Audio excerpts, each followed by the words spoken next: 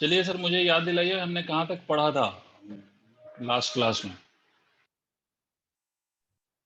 Sir ji sir मैं ना last class में था नहीं सर, तो मैंने रिकॉर्डिंग जब देखी थी सर, जी जी तो सर मेरे को थर्ड वाली इक्वेशन के डेरिवेशन में वो आपने एक्सेलरेशन को जो लिखा था वो समझ नहीं आया कि कैसा आया। एक्सेलरेशन वो फॉर्मूला वैसे बताया था आपको। एक्सेलरेशन हमने v dv बाई dx लिखा, वो कैसे लिखा देखिए। आपको एक चीज पता है कि acceleration is written as equal to dv by dt। इसमें कुछ भी अजूबा नहीं करना है, just multiply and divide it by dx। आप इसको dx से मल्टीप्लाई और dx से डिवाइड कर दीजिए। Hello, yes sir. ठीक है। आप इसको dx से मल्टीप्लाई और dx से डिवाइड करेंगे तो क्या हो जाएगा ये। प्लीज जिन लोगों का माइक अनम्यूट है वो प्लीज म्यूट कर लें। लिंक तो मैंने साथी से पहले भेजी, आपने नेट बंद कर रखा है। ये किसकी आवाज आ रही है?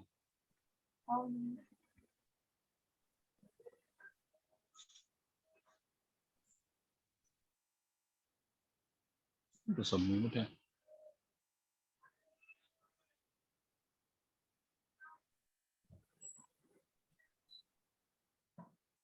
ठीक है, तो मैंने आपसे ऋषिक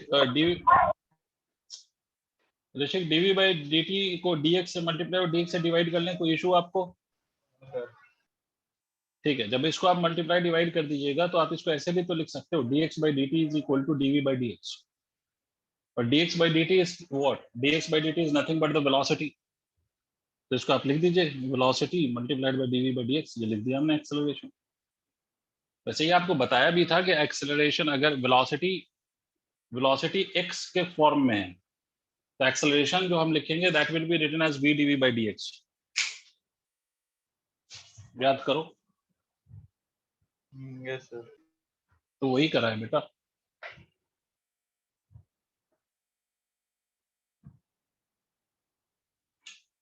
ओके, अब मुझे बताइए, ये समझ आ गया ऋषिक? एक बार हाँ ना बोलो विद कॉन्फिडेंस। Yes sir. ठीक है। ओके बच्चों, मुझे रिमाइंड कराइए मैंने कहाँ तक डिस्कशन किया था आपके साथ।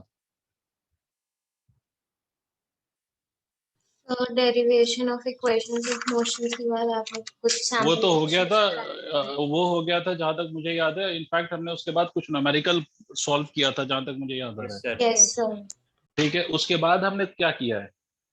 सर डिड वी उसके बाद स्टॉप नहीं। एट? उसके बाद कुछ नहीं किया, सिर्फ न्यूमेरिकल तक कराए।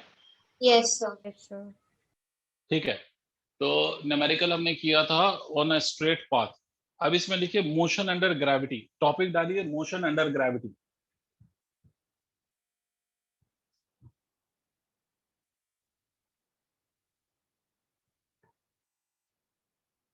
Motion under gravity. देखिए सर, यहाँ पर भी we will be discussing about the equation of motion only. या यहाँ पर भी जो भी न्यूमेरिकल में कराऊंगा या जो भी कुछ करेंगे, all of those will be based on the equation of motion only. But यहाँ पर कुछ डिफरेंसेस आ जाएंगे। जैसे देखो, लास्ट जो क्लास में आपने जितने भी क्वेश्चंस किए थे, in those questions I used to give you the value of acceleration. कि भाई मान लो कि किसी बॉडी का एक्सेलरेशन 2 मीटर पर सेकेंड स्क्वायर है या 4 है या 3 है, whatever is the velocity, वो मैं आपको वेलोसिटी बता रहा था। और प्रीवियस क्लास में जो आपने जितने भी क्वेश्चन किए थे that was based on this kind of motion, जिसमें आपका particle was moving along x axis. मतलब ऐसे अगर बहुत लेमैन टाइप से अगर मैं बोलूं तो मैं ये कह सकता हूं कि in which the particle was moving on the ground. ऐसे चल रहा था particle. It has nothing to do with the y-axis. The motion was not along the y-axis or the vertical direction. There was no motion of the particle or the body along the y-axis. ये सिर्फ ऐसे समझ लो कि जैसे कोई car है, तो car उड़ तो नहीं सकती। Car will obviously run on the road. आप चल रहे हैं अगर, तो you will walk on the road और you will run on the road. तो ये उस केस का हमने डिस्कशन किया था, and which in this case we had different accelerations. Acceleration कुछ भी हो सकता है, ऑब्वियस सी बात है। बट अब जो हम बात कर रहे हैं सर, उस टॉपिक का नाम है मोशन अंडर ग्रेविटी। इसका मतलब समझिए पहले तो, व्हाट इज ग्रेविटी। ग्रेविटी पहले वर्ड समझो, मोशन अंडर ग्रेविटी। पहले तो वर्ड ग्रेविटी का क्या मतलब है? तो ग्रेविटी का मतलब है sir the force with which earth attracts a body towards its centre, that is called as gravity. और ये आप लोग जानते हैं, it is not a new thing for you. आप सबको मालूम है कि अगर आप किसी भी ऑब्जेक्ट को ऊपर फेंको या you just release the object from top, तो each and every object will be attracted towards the earth. मतलब अर्थ हर चीज को अपनी तरफ खींचता है, it pulls each and every object towards its surface. और अगर ज्यादा मैं कहूं तो अर्थ अट्रैक्ट्स और earth pulls every object towards its centre, right? Clear? जिस फोर्स से अर्थ किसी भी ऑब्जेक्ट को अपनी तरफ खींचता है, that force is called as force of gravity. ये mg जो होता है ना, mg सुना होगा आपने, this is the force with which earth attracts a body towards its centre, और इसी को हम ग्रेविटी कहते हैं। खैर अभी हमें फोर्स से मतलब नहीं है, because in this portion we are not discussing about the force, we will just be discussing about the parameters of motion without considering force. But मैंने सिर्फ आपके नॉलेज के लिए बताया है कि जब भी आप किसी भी ऑब्जेक्ट को ऊपर फेंकोगे या ऊपर से नीचे ड्रॉप करोगे, objects will be attracted towards the अर्थ, और अर्थ जिस फोर्स से किसी भी ऑब्जेक्ट को अपनी तरफ खींचता है, that is called as gravity. Tell me yes और नो। पहला पॉइंट क्लियर है आप लोगों को? Yes sir. दूसरा पॉइंट सुनिए बेटा, अर्थ हमेशा किसी भी बॉडी पे जो एक्सेलरेशन लगाता है टू पुल इट, बिकॉज इतना आपने पढ़ा होगा क्लास 9th में भी कि when there is a force there will be an acceleration. तो अर्थ किसी भी बॉडी पे जो एक्सेलरेशन प्रोड्यूस करता है, that is a fixed value, and that acceleration is called as small G, जिसकी वैल्यू आप लोगों को याद होगी 9.8 मीटर पर सेकेंड स्क्वायर होती है, जिसको हम अप्रोक्सीमेटली कई बार 10 भी अज्यूम करते हैं, बट जी की वैल्यू होती है 9.8 मीटर पर सेकेंड स्क्वायर। इसका मतलब क्या है?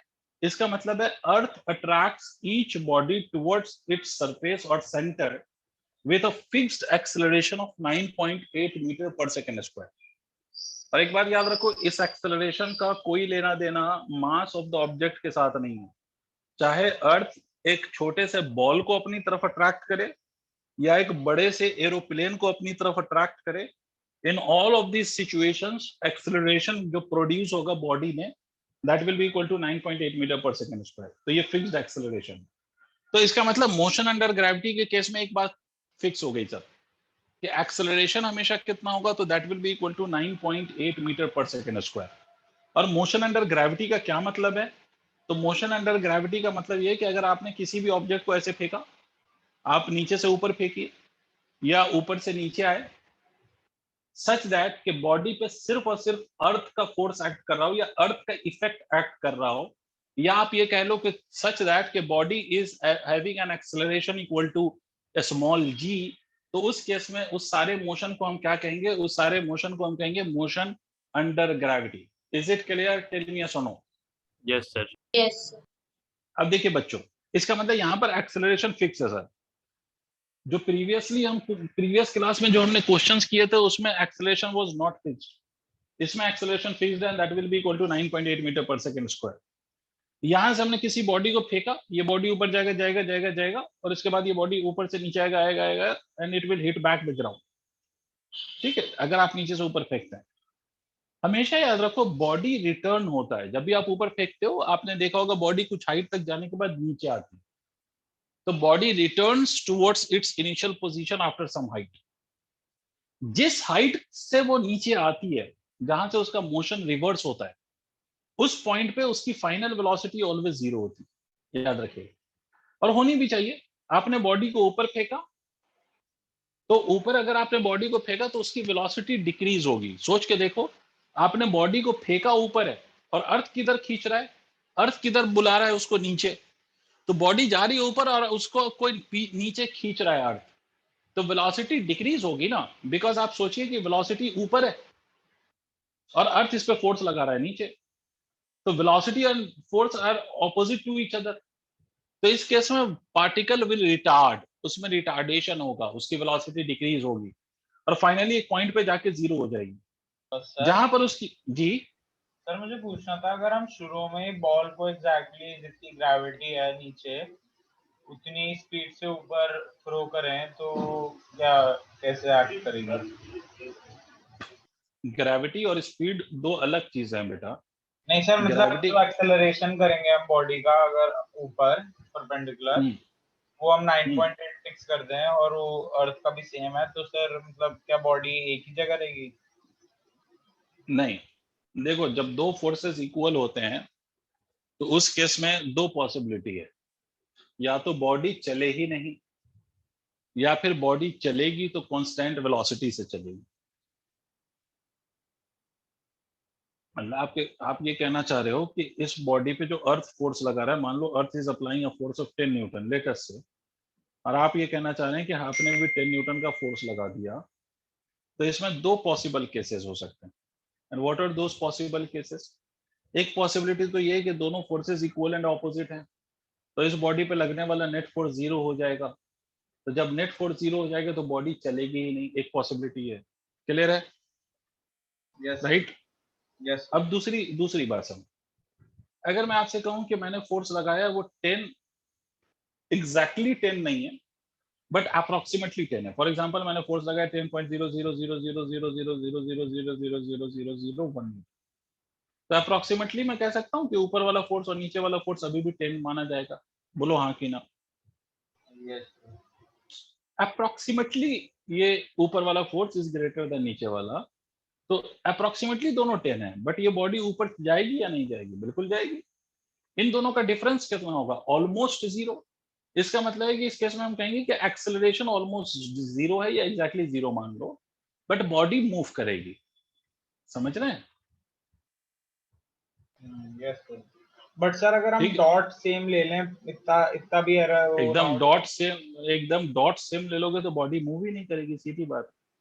यस सर, और हम एक्सेलरेट भी करें ऊपर सेम उससे तो भी मूव नहीं करेगी ना? नहीं तो मूव नहीं करेगी, क्यों करेगी? अब देखिए बॉडी को आपने जस्ट फेंक दिया, फेंक के छोड़ दिया, तो बॉडी जब ऊपर जा रही है तो आपने सिर्फ एक बार इनिशियल फोर्स लगाया था। अभी फोर्स पे ना जाओ, ज्यादा बेहतर है, क्योंकि फोर्स तो हम आगे के सेक्शन में डिस्कस करेंगे तो वहां पर कहानी समझ आएगी। बट आपने ऐसा समझिए कि जस्ट आप किसी बॉल को ऊपर नहीं फेंक देते, आप ऊपर फेंक के कैच करते हो ना, तो ये वो केस है। जब आप ऊपर फेंकते हो तो क्या कंटिन्यूअसली आप हाथ से पकड़ के ऊपर ले जाते हो और फिर नीचे लाते हो? ऐसा तो नहीं करते। आपने जस्ट फेंका तो वो एक हाइट पे पहुंचा, और एक हाइट पे पहुंच के उसकी वेलोसिटी जीरो होगी, वो मोमेंटरली रेस्ट में आएगा और फिर वहां से वो वापस आएगा। तो कोई भी बॉडी जहां से रिटर्न होती है वो वहां से रिटर्न होती है जहां पर वेलोसिटी उसकी जीरो हो जाती है। वेलोसिटी जीरो हो गई उसके बाद it will start moving in the direction of the force, मतलब जिस डायरेक्शन में आप उसको खींच रहे हो वहां फिर वो उस डायरेक्शन में चलना शुरू कर देगी। तो this is what is happening in this case. तो फाइनल वेलोसिटी कितनी हो रही है बेटा? जीरो। वहां के बाद वो नीचे आएगी। बोलो हाँ कि ना? Yes sir. Yes. ठीक है। अब इस केस में कुछ बातें पहले आप समझे। इन the absence of air friction, हम एयर फ्रिक्शन अज्यूम नहीं करेंगे, हम रियल कंडीशन अज्यूम नहीं कर रहे हैं, हम ऐसी कंडीशन अज्यूम करेंगे जिसमें कोई एयर एक्ट नहीं कर रहा है। तो इन the absence of air, air कह लो या एयर फ्रिक्शन कह लो, हम ये अज्यूम करेंगे कि कोई एयर का फ्रिक्शन नहीं लग रहा, एयर है ही नहीं।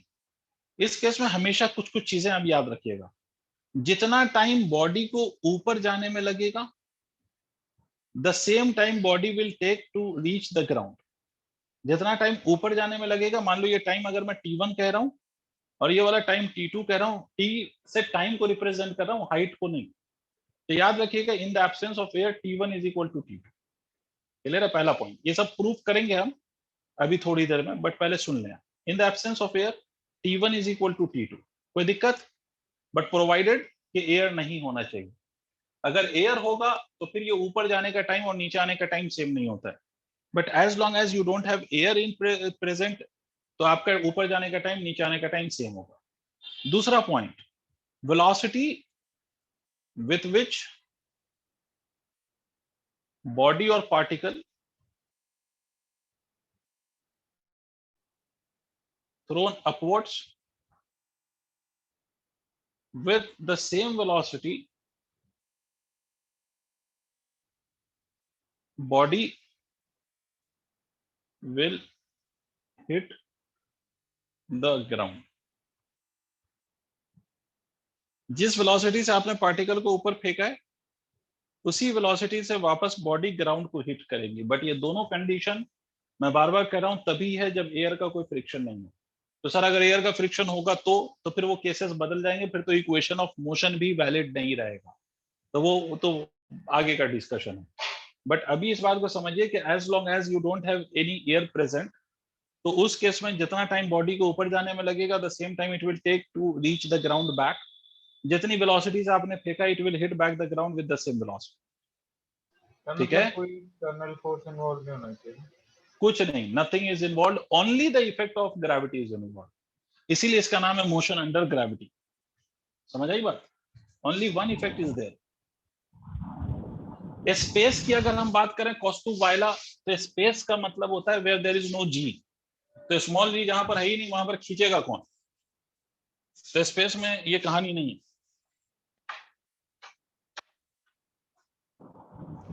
और सर और एक और चीज पूछनी थी जी, सर, ये इनर्शियल और नॉन इनर्शियल फ्रेम वाला कॉन्सेप्ट आगे आगे आगे आगे बिल्कुल आगे, वो बेवजह की बात हो जाएगी। अभी inertial and non inertial we will discuss in the Newton's laws of motion.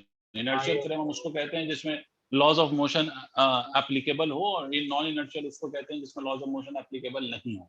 ये सर क्योंकि स्कूल में उन्होंने अभी पढ़ा दिया था तो मैं कंफ्यूज हो गया था, क्योंकि मुझे भी लगा था नहीं नहीं नहीं, वो उन्होंने मतलब वो स्कूल वाले ना बेटा, वो कुछ भी कर सकते हैं, उनकी अपनी मोनोपोली चलती है।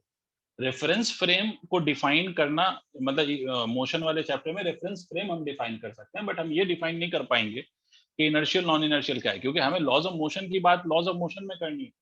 तो वहां पर बेटा वो हम बेसिकली उसको डिफाइन भी करते हैं, उससे रिलेटेड हम क्वेश्चन भी करते हैं, उसका एप्लीकेशन को भी समझते हैं, तो वो हम न्यूटन्स लॉज ऑफ मोशन में करेंगे। ठीक है सर? Yes sir. ये 2 पॉइंट्स हमने लिख लिया। Yes, sir. Yes. अब कुछ और काम की बात सुनिए, उसके बाद फिर मैं कुछ प्रूफ करूंगा, फिर उसके बाद कुछ क्वेश्चंस करेंगे। नेक्स्ट पॉइंट सुने ध्यान से सर। अब यहाँ पर थोड़ा सा आपका जो क्लास 9th का जो आपके दिमाग में बसा हुआ है, जिसको हम कह सकते हैं एक मिथ बसा हुआ है, उस मिथ को खत्म करेंगे। और ध्यान से सुने आप, जी हमेशा निगेटिव लिया जाएगा। जी का साइन हमेशा कैसा लोगे आप? निगेटिव। आपको मैं बताता हूँ क्लास 9th में आपको क्या पढ़ाया गया होगा, मैं बता देता हूँ। क्लास 9th में आपसे बोला गया होगा कि अगर आपने बॉडी को ऊपर फेंका तो जी निगेटिव, और नीचे आ रहा है तो जी पॉजिटिव। याद आ रहा है? ये Yes. स्कूल वाले ने भी शायद ऐसा ही बोला होगा आपको। Yes sir. बट है ना, बट आपको क्या याद रखना है? G will always be taken as negative. G हमेशा निगेटिव लेना है। अब कोई बच्चा पूछ सकता है सर ऐसा क्यों, तो वो तो जब हम वेक्टर पढ़ेंगे तब बताएंगे, बट अभी फिलहाल ये समझो, चाहे बॉडी आपकी ऊपर जाए या नीचे जाए, जी की डायरेक्शन हमेशा किधर होगी? आप खुद सोच के बताइए। बॉडी को आप ऊपर फेंकिएगा, जी की डायरेक्शन किधर होगी? नीचे. और नीचे आ रही है तब भी जी की डायरेक्शन नीचे। इसका मतलब स्मॉल जी की डायरेक्शन हमेशा निगेटिव बाई एक्सिस के डायरेक्शन में है या नहीं? Yes. Yes sir. इसका मतलब, और ये वेक्टर क्वांटिटी होती है, वो आगे आप पढ़ोगे, मतलब इसकी डायरेक्शन हमेशा negative. That is y g is always negative. ठीक है, ये बात बिल्कुल याद रखो। देखो उससे भी आंसर्स आ जाते हैं जो आपको स्कूल में पढ़ाया जाता है, but that is not the correct way of talking about the direction of ji. Correct way of talking about the ji is that कि जी हमेशा निगेटिव है। ठीक है, उसके डायरेक्शन के अकॉर्डिंग, बिकॉज आगे आप पढ़ोगे वेक्टर्स। वेक्टर्स में आपको समझाया जाएगा कि कोई भी वेक्टर क्वांटिटी होती है उसमें डायरेक्शन होता है, और उसके डायरेक्शन के अकॉर्डिंग हम उसको पॉजिटिव या निगेटिव कहते हैं। तो जी हमेशा इसलिए निगेटिव है बिकॉज उसकी डायरेक्शन हमेशा निगेटिव बाई एक्सिस के अलॉन्ग है, तो that is y g is always negative. ठीक है, इस बात को याद रखिएगा कि जी ऑलवेज निगेटिव है। अब सर कुछ और बातें सुनिए। अगर आपने पार्टिकल को ऊपर फेंका है, तो ऊपर फेंका है, उसकी डायरेक्शन ऑफ वेलोसिटी अगर अपवर्ड है, मतलब पॉजिटिव वाई एक्सिस के अलॉन्ग है, तो वेलोसिटी को आप पॉजिटिव लेंगे, इनिशियल वाली को। और अगर ये बॉडी आपकी नीचे आप आ रही है, नीचे आ रही है, ये बॉडी आपकी अगर नीचे आ रही है, तो वेलोसिटी की डायरेक्शन निगेटिव वाई एक्सिस के अलॉन्ग है, तो वेलोसिटी को निगेटिव। ठीक है, वेलोसिटी को आप पॉजिटिव लेंगे अगर वो पार्टिकल ऊपर जा रहा है, और वेलोसिटी को आप निगेटिव लेंगे अगर पार्टिकल नीचे आ रहा है। Clear? Yes, sir. Point number 3, अगर बेटा आपने ओरिजिन माना है कहीं पर, ये ओरिजिन माना है, और आपका पार्टिकल ऊपर जा रहा है, मतलब ओरिजिन के ऊपर जाए या ओरिजिन पे आए, तो इन ऑल दिस सिचुएशन ये जो इसका डिस्प्लेसमेंट होगा वो पॉजिटिव होगा। क्यों ऐसा? क्योंकि देखो, आपने जब तक ओरिजिन क्रॉस नहीं किया तब तक आप निगेटिव एक्सिस पे नहीं गए, और जब तक आप अब मान लीजिए जैसे आपने ये ओरिजिन ऊपर माना, और आप जा रहे हो नीचे, तो ओरिजिन के अगर नीचे जाने लगो, आप ओरिजिन के नीचे जाने लगो, तो उस केस में डिस्प्लेसमेंट आप कैसा होगे, तो displacement will be negative. Sir कैसे, फिर से लॉजिक समझ लो, एक्स वाई एक्सिस ड्रॉ कर लो। अगर मैं ऐसे चलूं, इस पॉइंट से ऐसे ऊपर जाऊं, तो मैं पॉजिटिव वाई एक्सिस पे ही चल रहा हूं ना। Yes, sir. अगर इसी वाई पे मैं नीचे आने लगूं, तब भी मैं पॉजिटिव वाई एक्सिस पे हूं। हाँ, but the moment I will cross this origin, मैं कहां चलने लग जाऊंगा, निगेटिव वाई एक्सिस पर। तो मेरी पोजीशन निगेटिव कब होगी, जब मैं एग्जैक्टली निगेटिव वाई एक्सिस पे या निगेटिव एक्स एक्सिस पे चलने लग जाऊं। समझ आई बात? Yes, sir. As long as the negative axis, my position will be considered as positive. और डिस्प्लेसमेंट का दूसरा मतलब क्या है, डिस्प्लेसमेंट का दूसरा मतलब सर पोजीशन ही तो है।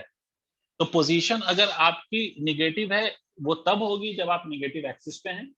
पोजीशन आपकी पॉजिटिव तब होगी जब आप पॉजिटिव एक्सिस पे। क्लियर है? तो फिर से रिपीट कर रहा हूँ, जी हमेशा नेगेटिव लीजिएगा। एक्सेलरेशन ड्यू टू ग्रेविटी, मैं फिर से रिपीट कर रहा हूँ कि acceleration due to gravity will be taken as negative always। Small g हमेशा नेगेटिव है मेरे बच्चों। आपका वेलोसिटी पॉजिटिव हो सकता है या नेगेटिव हो सकता है, डिपेंडिंग ऑन कि बॉडी ऊपर जा रही है या बॉडी नीचे जा रही है। डिस्प्लेसमेंट आपका पॉजिटिव या नेगेटिव हो सकता है, डिपेंडिंग ऑन कि आपकी जो पार्टिकल है वो पॉजिटिव एक्सिस पे है या आपका पार्टिकल नेगेटिव एक्सिस पे है। ये साइन कन्वेंशंस नोट करिए सर जी।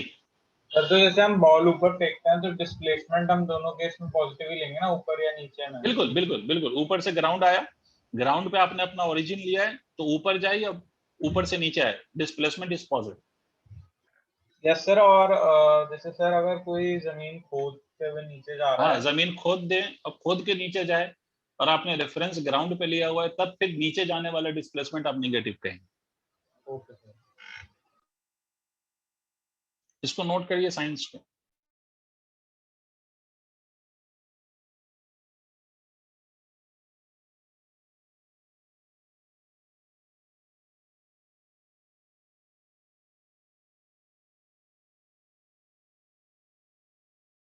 Done.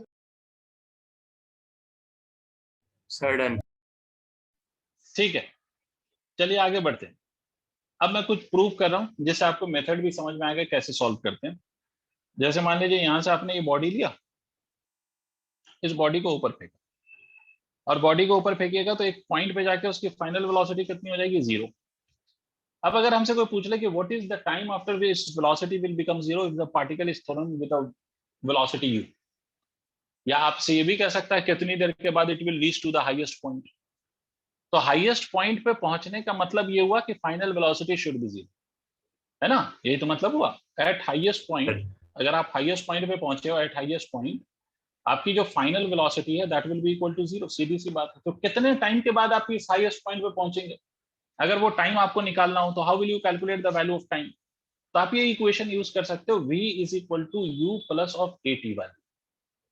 फाइनल वेलोसिटी कितनी हो जाएगी at the highest point, that will be 0।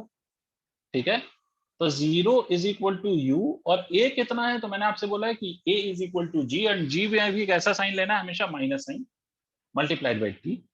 तो बेटा t को हम u बाई g लिख सकते हैं, हाँ ना बोलना पड़ेगा। Yes, sir, लिख सकते हैं। Yes. ठीक है, पहला पॉइंट हो गया सर, ये टाइम लगेगा। अच्छा, ये टाइम जितना ऊपर जाने में लगा है उतना ही नीचे आने में भी लगेगा, इस बात को भी हम प्रूफ Yes, करेंगे sir. अभी।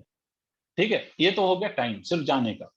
अभी नीचे आने वाला भी टाइम निकालेंगे, मगर उससे पहले एक और चीज कर लेते हैं।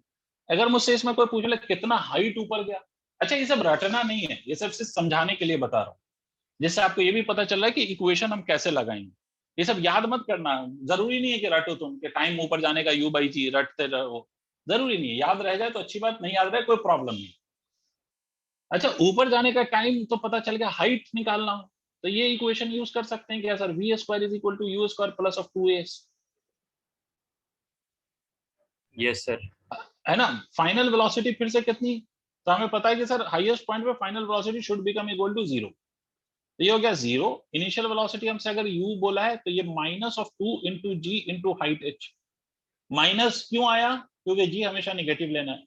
तो u square is equal to 2gh, तो h की वैल्यू कितनी हो गई, h की वैल्यू हो गई u square by 2g। This is the height to which the particle will rise.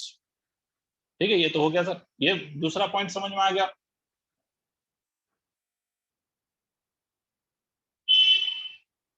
तीसरा point, time to reach the ground from highest point. तो मुझे एक बात बताओ कि ऊपर जाने में जितना मैंने हाइट कवर किया है, व्हेन आई रिटर्न बैक, तो आपको नहीं लगता कि मुझे सेम हाइट कवर करके नीचे आना पड़ेगा? यस सर, सेम ही रहेगी। हाइट तो सेम ही रहेगी। तो सिर्फ ऊपर से नीचे वाला मोशन देखो, ठीक है, ये first part of the motion, ऊपर जाने वाला ये second part of the motion. तो सेकंड पार्ट में देखो, इस सेकंड पार्ट में हम इनिशियल वेलोसिटी को 0 कह सकते हैं। हाइट हमारा h है, ये ओरिजिन है हमारा, तो अभी हमने ओरिजिन क्रॉस नहीं किया, हम यहीं तक पहुंचे हैं, तो हमारा हाइट विल बी पॉजिटिव। ठीक है, एक्सेलरेशन हमें पता है -g। अगर मैं ये फिर से फॉर्मूला लगा दूं, यहां तक क्लियर है सबको? क्लियरिटी है तो बताओ। Yes sir. मुझे टाइम निकालना है, तो मैं यहाँ पर फॉर्मूला यूज करूंगा x is equal to ut plus half at square वाला। ऊपर से नीचे आने में जो आपका ऊपर वेलोसिटी है वो इनिशियल वेलोसिटी हो जाएगी ना, नीचे आने में that will become initial velocity. तो यहाँ पर ये हो जाएगा h, u की वैल्यू हो गई 0, ये हो गया half into g into t square. Tell me सुनो सर -1/2 GT स्क्वायर होना चाहिए। ठीक है, यहाँ तक पहले बात समझ में आई? Yes sir. अब देखिए यहाँ पर अगर आप ध्यान से देखें तो ये वाला, अगर ये ओरिजिन ऊपर है, सिर्फ जब मैं ऊपर से नीचे वाला पोर्शन अज्यूम कर रहा हूँ, ध्यान से सुनना, सिर्फ अगर मैं ऊपर से नीचे वाला, भूल जाओ कि ये नीचे से ऊपर फेंका था, यहां से नीचे आ रहे हैं, तो इसको ओरिजिन मान लें हम। अगर मान लें ऋषिक, यस सर। तो ये भी माइनस, ये भी माइनस, अगर हमने ऊपर ओरिजिन मान लिया, क्योंकि सेकंड पार्ट को ऑब्जर्व करने के लिए अगर ऊपर ओरिजिन मान लिया तो यस सर। ठीक है, तो माइनस माइनस कट जाएगा। तो टी की वैल्यू कितनी आ गई? टी की वैल्यू कितनी आ गई? 2h बाई टी स्क्वायर की वैल्यू कितनी आ गई? 2h बाई जी लिख सकता हूँ सर, बोलो। Yes sir. Yes sir. T square की वैल्यू, इस h की वैल्यू उठा के यहाँ रख दो, तो टी स्क्वायर को आप क्या लिख सकते हो? 2 into 2 by g into u square by 2g। यहां से 2 से 2 कैंसिल हो जाएगा, ये टी स्क्वायर क्या आ जाएगा? U square by g square. तो टी कितना आ जाएगा? T will be equal to u by g. देखो सर अगर हम वो चेंज ना करें अपना, तो टाइम नेगेटिव में आएगा, नेगेटिव में टाइम नहीं आ सकता ना। तो सर मतलब अगर हम वैसे भी करें तो हम एंड में स्टेटमेंट लिखेंगे कि time can never be negative. हाँ ओके सर। देखो नीचे आने का भी टाइम यू बाई जी आ गया, जितना ऊपर पहुंचने का टाइम था उतना ही ऊपर से नीचे आने का टाइम आ रहा है। Yes sir. यही आपको बोला था कि अगर हम एयर का रेजिस्टेंस या एयर फ्रिक्शन इंक्लूड नहीं करें, जो हमारा सिलेबस है, विदाउट एयर रेजिस्टेंस ही हमारा सिलेबस है, तो उस केस में जितना टाइम ऊपर जाने में लगता है उतना ही टाइम ऊपर से नीचे आने में लगता है।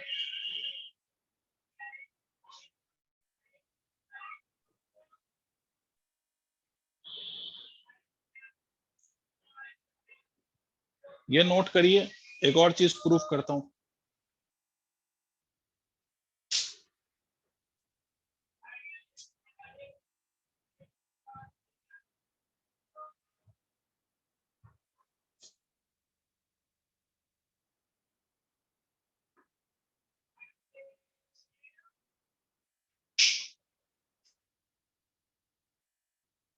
सर अगर हम अर्थ के पोलर ऑपोजिट्स पे जाएं तो सर उस जो साउथ पोल होगा उसको उल्टा नहीं हो जाएगा साइन कन्वेंशन? क्या उल्टा हो जाएगा? सर जैसे अभी सर अगर हम नॉर्थ पोल पे मान लो सर खड़े हैं और हम ये कन्वेंशन यूज कर रहे हैं, तो साउथ पोल तुमको लग रहा है कि अर्थ के नीचे आएगा? यस सर, तो उल्टा नहीं हो जाएगा? मतलब पहली बात तो ये समझो कि साउथ पोल अर्थ के नीचे नहीं आता। ये जो होता है ये बेसिकली आपका एक प्लेन में, ये जो आपका नॉर्थ साउथ है ना, ये भले हम इसको पेपर पे ऐसे बनाते हैं कि नॉर्थ साउथ ये वेस्ट ईस्ट ये ऐसे बनाते हैं कि ये वाई एक्सिस आपको नजर आता है ना, ये वाई एक्सिस नहीं है, ठीक है। ये बेसिकली ये है कि अगर आपका ये प्लेन है, मतलब आप ऐसा समझिए कि आपका जो टेबल है ना, टेबल स्टडी टेबल, उसको 4 पार्ट में आपके डिवाइड कर दीजिए, तो ये राइट लेफ्ट, ठीक है, ये राइट, ये आपका लेफ्ट हो गया, ये इधर के लिए आप खड़े हैं, ये आपका मान लीजिए यहाँ पर आप बैठे हैं, तो ये आपका राइट हो गया, ये लेफ्ट हो गया, ये आपके नोज की डायरेक्शन हो गई, और ये अपोजिट टू हेड हो गया। ये एक प्लेन में है, ये नहीं है कि नॉर्थ पोल ऊपर है और साउथ पोल नीचे। तुम्हें समझ नहीं आया?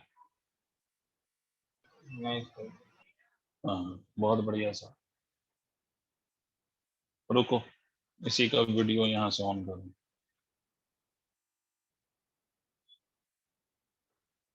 ये नॉर्थ साउथ पोल समझो, ये अगर ये आपका सरफेस, ये अर्थ है ना, ये अर्थ, तो ये नॉर्थ साउथ और वेस्ट ईस्ट इसी सरफेस पे है। ये नहीं है कि नॉर्थ पोल ऊपर है और साउथ पोल नीचे। समझ रहे हो? तुम्हें नहीं आया ऋषिक? यस सर, समझ गया सर। ये सरफेस पे ही नॉर्थ साउथ वेस्ट ईस्ट है।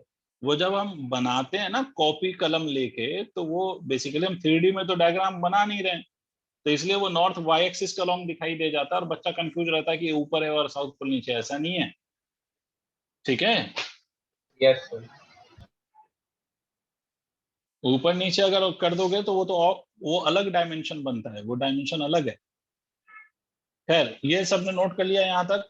सर तो अर्थ के Yes. अलग अलग पॉइंट पे वो अलग अलग नहीं होगा नॉर्थ साउथ रेफरेंस? अलग अलग रेफरेंस नॉर्थ साउथ अलग होगा मतलब?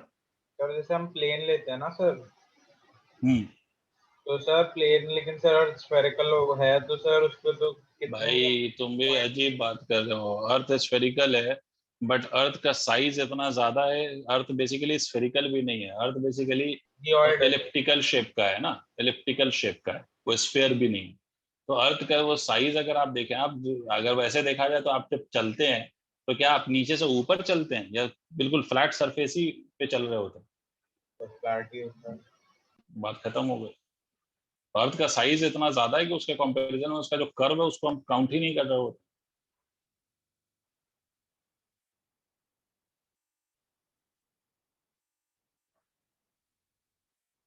भाई ये सबने नोट कर लिया? Yes sir. इसमें एक और चीज समझ लो, मैंने एक और चीज बोला था कि जितनी वेलोसिटी से आप पार्टिकल को ऊपर फेंकोगे, with the same velocity particle will hit the ground again. मतलब अगर आपने u वेलोसिटी से फेंका है तो particle will hit the ground with the same velocity of u। अगर आपने 10 मीटर पर सेकंड की वेलोसिटी से फेंका है तो 10 मीटर पर सेकंड की वेलोसिटी से ही आके ये वापस ग्राउंड को हिट करेगा। ये अभी बोला था मैंने। तब देखिए, यहाँ देखिए, ये इस बात को प्रूफ कर रहा हूं। तो during downward journey, during downward journey, अगर आप नीचे वाले जर्नी को ऑब्जर्व करें तो इनिशियल वेलोसिटी कितनी होगी? सिर्फ डाउनवर्ड मोशन को ऑब्जर्व करो तो initial velocity 0, a is equal to minus of g। सही बोल रहा हूँ दोस्त? मैं ये इस इक्वेशन को यूज कर रहा हूँ, v is equal to u plus at। Time कितना लगेगा नीचे आने में? u बाई जी, हमने प्रूफ किया हुआ है। देखो, अगर आपने पार्टिकल को u वेलोसिटी से फेंका है तो ऊपर जाने का टाइम या ऊपर से नीचे आने का टाइम u बाई जी ही होगा ना बेटा? बच्चों Yes, sir. ठीक है, तो देखिए ये u की वैल्यू 0 हो गई, ऊपर से नीचे आने में इनिशियल वेलोसिटी 0। यहाँ v इज इक्वल टू, और v की डायरेक्शन किधर होगी? देखिए ऊपर से नीचे आ रहा है तो v की डायरेक्शन नीचे हो गई। तो v कैसा लोगे, नेगेटिव या पॉजिटिव? साइन कन्वेंशन देखिए क्या बताया था। नेगेटिव लेंगे सर अगर वेलोसिटी ऊपर होगी तो पॉजिटिव, और वेलोसिटी नीचे होगी तो Negative.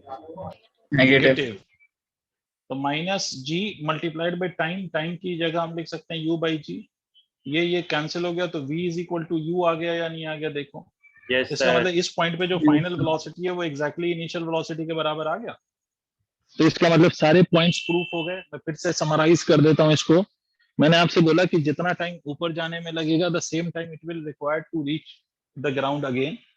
मैंने आपसे बोला कि जितना वेलोसिटी से आप फेंकोगे उतनी वेलोसिटी से ये वापस ग्राउंड पे आएगा। ठीक है, तो v is equal to u हो गया। सारी बातें प्रूफ हो गई, इसको नोट कर लीजिए। सर तो हम इसमें भी 2 पार्ट्स में डिवाइड करेंगे ना क्वेश्चन, अगर पूरा दिया है। हाँ बिल्कुल, वो डिपेंड करता है कि आपको कैलकुलेट क्या करना है। अगर आपको उसने बोल दिया कि भाई टोटल टाइम निकालो, ठीक है, ऊपर से नीचे आने का टोटल टाइम निकालो, तो फिर आपको 2 पार्ट में डिवाइड करने की जरूरत नहीं है, आप एक पार्ट में भी निकाल सकते हैं। बट अगर आपको ऐसे क्वेश्चन पे डिपेंड करता है कि हाँ, वैसे बेहतर तरीका क्या है कि 2 पार्ट में आप डिवाइड कर लीजिए। अगर पूरा मोशन कंसीडर करना है ऊपर से नीचे तक का, तो बेहतर तरीका ये है कि आप 2 पार्ट में डिवाइड करके सॉल्व कर लीजिए। वो तो अभी क्वेश्चन हम करेंगे तो और क्लैरिटी बन जाएगी।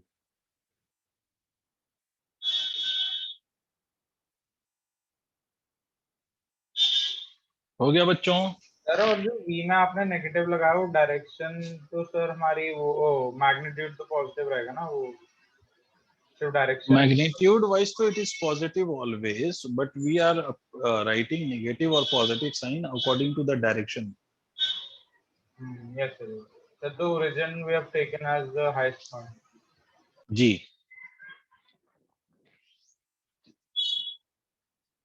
ये लिख लिया आप लोगों ने? Yes yes sir. ठीक है, अब मैं फिर से रिपीट कर देता हूँ सारी बातों को। मैंने क्या क्या बोला है, ये तो टाइम वाइम तो आपको प्रूफ कर दिया। दूसरी बात मैंने क्या बोला है कि इसमें g मतलब acceleration is fixed and that is equal to g, और g भी कैसा, नेगेटिव। ठीक है, तो इसमें अब वेलोसिटी की डायरेक्शन वो डिपेंड करता है ऊपर जा रहा है या नीचे जा रहा है। तो आप सारी इक्वेशन ऑफ मोशन वही यूज करेंगे, बस एक ही जगह आप माइनस जी लिख देंगे। जैसे ये x is equal to u t plus half a t square, तो x को आप h भी लिख सकते हो, but u minus of half g t square लिख देंगे। इसी तरह से आप v square is equal to u square minus of two g h लिख देंगे। तो मोशन अंडर ग्रेविटी में इक्वेशन में बस इतना डिफरेंस आएगा कि acceleration, in place of acceleration what will you write? You will write the acceleration as equal to minus of g. Clear? तो आप देखिए सर, अब इस पे हम क्वेश्चंस करते हैं। इसका मतलब है कि फिर से all the questions are based on equations of motions only. ठीक है, सारे इक्वेशन ऑफ मोशन पे ही बेस्ड हैं। बस फर्क इतना है कि यहाँ पर acceleration due to gravity is a fixed value, कि आपको स्मॉल जी यूज करना है। ये डिफरेंस है, बाकी तो सारी चीजें वही हैं।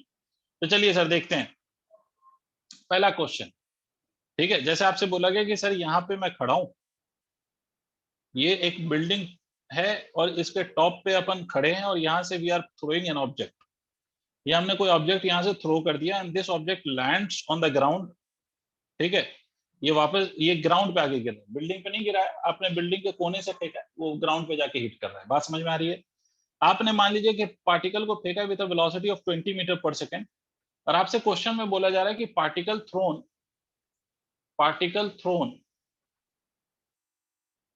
From top of a building reaches ground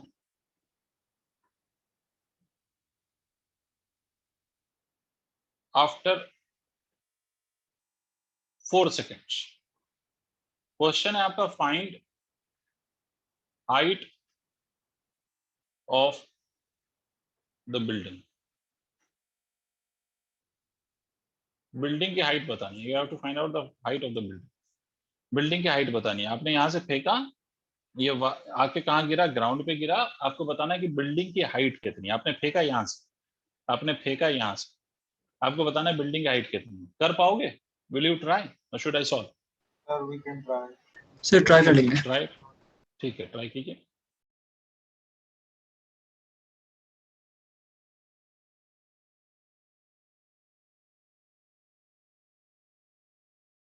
sir question में स्पेसिफाइड रहता है क्या ओरिजिन हम क्या ले रहे हैं या फिर नहीं? नहीं, it will never be specified in the question, that you will have to understand. Okay.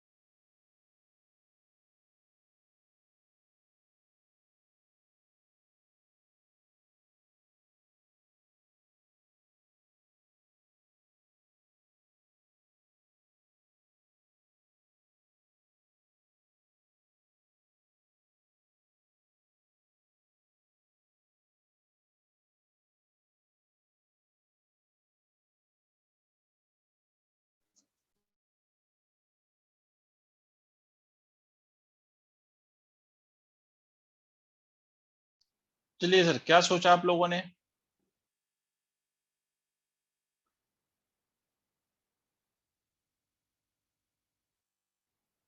Any idea? Sir 1 minute और दीजिए। ठीक है, जरा जल्दी कीजिए।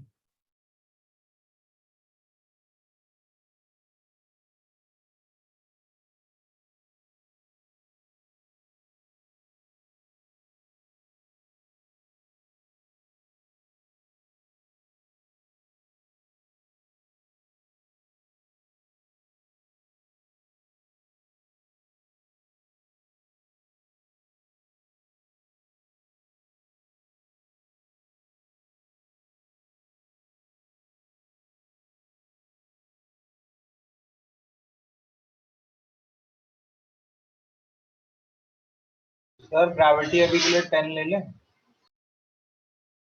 हाँ बेटा, वेरी गुड। ग्रेविटी अभी के लिए हर बच्चा 10 कंसीडर करे, मतलब अपन जब क्लास में डिस्कशन करेंगे तो 10 कंसीडर कर लेना, ठीक है? एग्जाम में but you need to be careful कि when you are solving questions in exam, तो आप 9.8 कंसीडर करिएगा ग्रेविटी की वैल्यू, स्मॉल जी की value, and if it is mentioned कि यूज स्मॉल जी एज 10, तभी 10 कंसीडर करना, अदरवाइज टेक जी एज 9.8। हाँ, अभी के लिए 10 लेके काम करेंगे।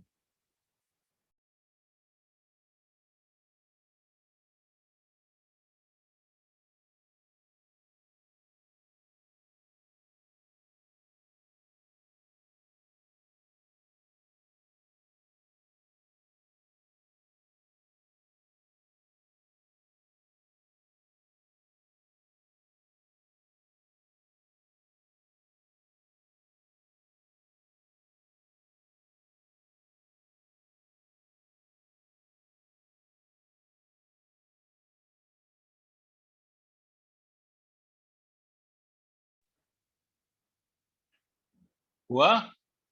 चलो मैं बताता हूँ, देखो। पहली बात तो आप लोग मुझे नहीं पता क्या कर रहे हो, क्या इफर्ट लगा रहे हो। सिंपल सा क्वेश्चन है, ट्राई टू अंडरस्टैंड। सर सबसे पहली चीज, हाइट कैसे कैलकुलेट होगी? What would be the height? मुझे एक बात बताओ बेटा, कि अगर मैंने पार्टिकल को यहां से फेंका, ठीक है, और पार्टिकल यहां से गया, it goes up, at some point its final velocity will become 0, then it returns and it hits the ground। इस पूरे मोशन का डिस्प्लेसमेंट कोई मुझे बता सकता है? इस पूरे मोशन का डिस्प्लेसमेंट क्या है? What is the net displacement of the whole journey of the particle? मैं आपसे कहूं कि मैंने यहां से शुरू किया, 0,0 से शुरू किया मैंने, I started from this point, I go to some point and I returned back and I stopped at some point where x is equal to -10. So can you tell me what is my displacement? नहीं समझ आया? तुम लोग, तुम्हारी चुप्पी बता रही है कि तुम्हें समझ नहीं आ रही बात। भाई मैं आपसे कहूं कि मैंने ओरिजिन से स्टार्ट किया और मैं यहां से यहां गया और फिर वापस आया, अगर मैं यहाँ पे रुक जाऊं तो मेरा डिस्प्लेसमेंट कितना होगा? 0 लेकिन यहाँ नहीं रुक के मैं यहाँ चला जाऊं जहां पर x is equal to -10 meter है, यहाँ पे पहुंच जाऊं तो मेरा डिस्प्लेसमेंट कितना? यही है या नहीं है? yes sir sir everyone has to respond please. मेरा डिस्प्लेसमेंट इतना ही तो होगा, this will be my displacement, right? Yes sir. इसी तरह से बेटा मेरे मेरे बच्चे, मेरे लाल, मेरे पीले, यहां से पार्टिकल को ओहो, you throw the particle from this point, particle यहां से यहां तक पहुंचा, देखो यहां तक आ गया। मुझे पहले बस इतना बताओ, यहां तक का डिस्प्लेसमेंट कितना हुआ? जहां से फेंका था वो वहीं आया, 0 तो डिस्प्लेसमेंट कितना? 0। यहाँ के बाद जो आया वही तो आपका डिस्प्लेसमेंट है एक्चुअली में। सर इसका आंसर 45 है, 45 मिनट। Let me check. और ये डिस्प्लेसमेंट क्या है? ये हाइट ऑफ बिल्डिंग अगर आप देखो तो ये height of building is nothing but the displacement of the particle. Think about it. First everyone has to respond कि क्या समझ आई बात या नहीं? yes sir displacement of particle, ये पूरे जर्नी का डिस्प्लेसमेंट अगर आप कहें तो वो ये है, ठीक है? दिस इज द डिस्प्लेसमेंट, क्योंकि यहां से यहां तक तो 0 हो गए, यहां से यहां तक तो 0 हो गया। अब इसके बाद जो है वही तो इस पूरे जर्नी का डिस्प्लेसमेंट है, and it is nothing but the displacement height of the building. तब कौन सी इक्वेशन लगाएंगे? ये वाली equation, x is equal to ut plus of half at square. Sir ये इक्वेशन क्यों लगाएंगे? Because you know the value of time, after 4 second it has reached the ground, you know the value of initial velocity, you know the value of acceleration, ठीक है, आपको ये height calculate करनी है। और ये कुछ नहीं होता, ये जो एक्स है वो क्या होता है, वो बेसिकली डिस्प्लेसमेंट ही तो होता है। मैंने आपको इससे प्रीवियस जो क्लास है उसमें भी एक्सप्लेन किया है, मैंने इक्वेशन ऑफ मोशन ड्राइव करते टाइम पे भी एक्सप्लेन करा है कि this x is represents the displacement. ये जो एक्स है, ये जो एक्स है वही डिस्प्लेसमेंट को रिप्रेजेंट करता है। This x represents the displacement, right. तो ये एक्स डिस्प्लेसमेंट को रिप्रेजेंट करता है। तो यहाँ पर ये क्या लिखेंगे आप, ये लिखेंगे आप h is equal to ut plus half at square, u is nothing but 20 multiplied by time is 4 minus of half into g की वैल्यू 10 ले लो 4 का स्क्वायर, ठीक है। तो h की वैल्यू कितनी हुई 80 माइनस ऑफ 2 5 10 एंड ये 80 है, सॉरी ये भी 80 आ रहा है ना। Yes, sir. Yes, sir. इसका मतलब टाइम 4 सेकंड में वो वहीं तक पहुंचेगा। टाइम की वैल्यू जरा सा चेंज कर लीजिएगा प्लीज, क्वेश्चन वरना वो क्वेश्चन ठीक से बनेगा नहीं। फिर इसको टाइम की वैल्यू को 6 कर लीजिए। आई डोंट नो आप लोग कैसे आंसर दे रहे हो मुझे, बट अगर मैं 4 सेकंड ही ले लूं तो वो तो 0 हो जाएगा सर, समझे। Yes, sir. 6 का स्क्वायर इज 36, 36 इंटू 5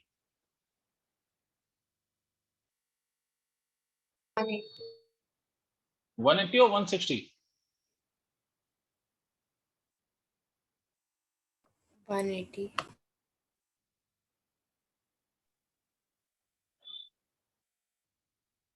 180। इसका मतलब हाइट की वैल्यू कितनी आई, डिस्प्लेसमेंट कितना आया, डिस्प्लेसमेंट इज -100 मीटर। बात समझ में आई, Yes. ये तो बताइए। Yes, sir. ये Yes. डिस्प्लेसमेंट है, बट आपको एक बात पता है कि displacement height of the building के बराबर है। डिस्प्लेसमेंट नेगेटिव हो सकता है but height of the building can not be negative, right. तो height of the building can not be negative, तो एच को आप क्या लिखेंगे 100 मीटर। आप ये कोई बच्चा ये कह सकता है तो सर आपने तो माइनस आया है आपका, फिर उसको आपने सिर्फ 100 कैसे लिख दिया। हाँ मतलब वो डिस्प्लेसमेंट आप निकाल रहे हो, और डिस्प्लेसमेंट देखो ओरिजिन यहाँ है, तो ये ओरिजिन क्रॉस कर गए आप या नहीं करे, यहाँ पर ओरिजिन लिया था आपने, कर गए ना, तो ओरिजिन के नीचे जा रहे हो तो वैसे ही डिस्प्लेसमेंट आपका नेगेटिव आना चाहिए था, and that is why you are getting negative displacement. तो नेगेटिव डिस्प्लेसमेंट नेगेटिव आ रहा है, बट डिस्प्लेसमेंट के बराबर आपकी हाइट है, बट हाइट नेगेटिव तो नहीं होती है, इसलिए हम उसका मैग्नीट्यूड लिख देंगे। क्लियर हुआ सर? इसको मैंने सर मतलब बहुत कॉम्प्लिकेटेड कर दिया खुद ही। हाँ सर मैंने सर पहले ऊपर वाले पार्ट का निकाला, फिर टाइम दोनों का इक्वेट करके, फिर उसको ऐड करके, मतलब टी और 4 टाइम जो इक्वेट होगा वो यहाँ से यहीं तक होगा। हाँ सर, ये तो वही जितना है ये इतना टाइम है यहाँ तो मैंने हाइट ऑफ बिल्डिंग तक का बस टी ले लिया और ऊपर 4 - t/2 और 4 - t/2 कर दिया। नहीं वो t-2 नहीं, 4/t-2 का मतलब क्या किया? नहीं सर, 4/t/2 सॉरी। 4/t/2 कैसे कर दिया, मतलब टोटल टाइम का आधा कर दिया? नहीं सर मैंने टाइम टी ले लिया बिल्डिंग की हाइट से ग्राउंड तक आने का, मतलब जहाँ पे सर इक्वल लेंगे उससे नीचे वाले पार्ट का टी ले लिया, ठीक। और ऊपर वाले पार्ट का टोटल मैंने जो भी सर जैसे इसमें 6 है तो 6 - t और हाफ हाफ कर दिया उसको, 6 - t/2 6 - हाँ तो फिर वहां पर की वेलोसिटी भी तो चाहिए होगी तुम्हें। हाँ सर, तो वो सर यस सर, तो मैंने फाइनल वाली उधर सेम ले ली और बीच में 0 है ही। आपने टाइम वाइम निकाला होगा, यहाँ पर आपने बोला कि ये 20 मीटर पर सेकंड वेलोसिटी हो जाएगी, यही किया होगा आपने। Yes sir. और फिर यहाँ से आपने यहाँ तक का टाइम निकाला होगा, फिर ये आपने टाइम निकाला होगा, बट ये टाइम आप निकालें। हाँ सर, तो हाईएस्ट पॉइंट तक टाइम मैंने निकाला, वो सर 2 सेकंड आएगा, उधर का भी 2 सेकंड हो गया, तो ये नीचे वाला 2 आ गया। तो नीचे वाला 2 कैसे हो गया, यही तो पूछ रहा हूँ, ये तुम्हें कैसे पता कि ये 2 सेकंड है, ये टाइम कहाँ से कैलकुलेट किया आपने? सर तो मैंने सर इसको t ले लिया और ऊपर मैंने आपको बताया था सर 6 - t/2 करके मैंने करा। 6 - 2 कैसे कर दिया आपने, हाउ डिड यू सबट्रैक्ट 6 - 2? हाँ सर, मैं वो आपसे यही सर जो हाईएस्ट पॉइंट तक नीचे जहाँ से थ्रो किया यहाँ पर हाईएस्ट पॉइंट पे भाई मेरे वेलोसिटी 0 हो गई। हाँ सर, तो यहाँ से हाईएस्ट पॉइंट पे पहुंचने का टाइम होगा t is equal to u by g. u by g मतलब 2 सेकेंड्स हो गया, तो यहाँ से यहाँ तक भी आने का टाइम 2 सेकेंड हो गया। अब आगे बताइए ऑटोमेटिकली 2 हो गया सर। क्या हो गया ऑटोमेटिकली? सर 2 हो जाएगा जो बिल्डिंग की टॉप से नीचे का ये टाइम। तुम्हें कैसे पता ये 2 हो जाएगा? यही तो पूछ रहा हूँ बार बार कि सर यहाँ से ये टाइम बिल्डिंग के टॉप से यहाँ तक आने का टाइम 2 सेकेंड हुआ, ये कैसे पता चला आपको? सर क्योंकि टोटल टाइम 6 दे रखा है और उधर 4 हो रहा है, तो बचा हुआ टाइम यही होगा। अच्छा, ओ ठीक, 2 सेकेंड हो गया। फिर सर फिर फाइनल और इनिशियल बताइए हमें, और वो लगा दिया एस एस इज इक्वल हाँ, टू। तो v square is equal to u square minus of 2s कर लिया आपने, यही हाँ किया? ठीक है, तो v की वैल्यू आपको क्या पता चली? यहाँ से v की वैल्यू है आपके पास? u तो है आपके पास, बट v की वैल्यू है बेटा? नहीं सर, तो वो यस यूज की ना sir, UT plus half a t square. अच्छा, ut plus half a t square use करा आपने, तो यस h की वैल्यू आपने ut plus half a t square किया, तो h की वैल्यू कितनी हो गई? u की value 20 into time into 2 minus of half sir 10। Into 10 into 4, yes sir. तो h इज इक्वल टू कितना हो गया? 40 माइनस ऑफ 2 2, तो ये 20, ये कर दिया आपने। Yes sir. तो ये हो गया 20 मीटर, ये किया होगा आपने। यस सर, और ऊपर का सर निकाल लिया। अच्छा, ऊपर का क्या निकाल लिया? Sir v square minus u square is equal to 2as से वो निकाल लिया।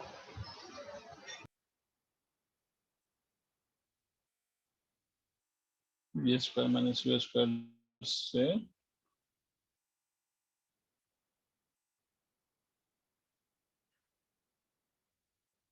वो क्या निकाल लिया?